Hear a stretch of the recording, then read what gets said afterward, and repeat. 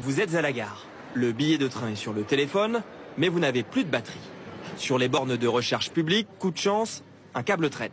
Le problème, c'est qu'il a été laissé par une personne malveillante. Il contient un virus qui est en train de pirater votre téléphone. On entend parler plein de fraudes, mais alors celle-là, non, je la connais pas. Ça vous surprend? Juste un câble USB? Franchement, oui. Je sais pas comment ils font. Comment un simple câble peut-il mettre en danger votre téléphone? La technique, Gaël, spécialiste en cybersécurité, la connaît bien.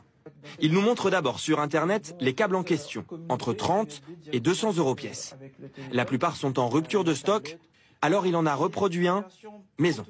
Ce que l'on a dans le câble, c'est exactement la petite puce noire qui est ici et puis la même ici. Il prend un téléphone et simule une attaque.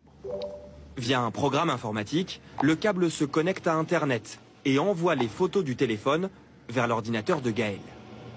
On est ici sur une machine qui peut faire 1 millier d'actions par seconde. Et donc là, j'ai mis une pause d'1 seconde entre chaque action, mais dans la vraie vie, un battement de paupières suffit à exécuter une attaque. Une fois branché, le pirate peut espionner ce que vous tapez sur votre téléphone. Il peut ainsi récupérer vos mots de passe, vos messages.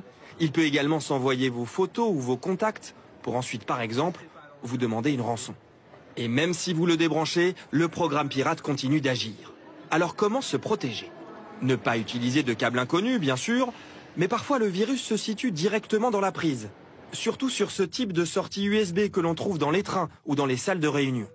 Dans ce cas-là, vous pouvez utiliser ceci, un bloqueur de données.